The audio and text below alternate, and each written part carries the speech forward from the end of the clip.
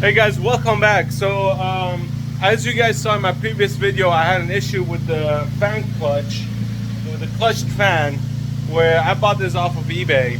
And what happened was when I turned the car on, the car sounded like a jumbo jet. But what I did was I went to Rock Auto and I purchased one from Rock Auto that I had good reviews. I will put the link down below for you guys to see. So I now replaced it, went through the same process, but now I know what to do. I don't have to go through all the shenanigans. I changed it, and my brother-in-law's in the car. Give it some gas. Look at that. This car does not sound like a jumbo jet anymore. So, problem fixed. I'm gonna return this eBay one because this is 100% faulty clutch fan or fan clutch, whatever the hell the name is.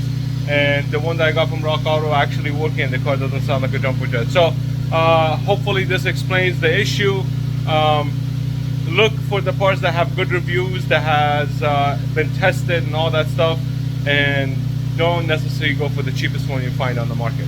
So till then, if you haven't subscribed to the channel, go ahead and subscribe to the channel, hit the like button, and leave your comments down below. Peace out.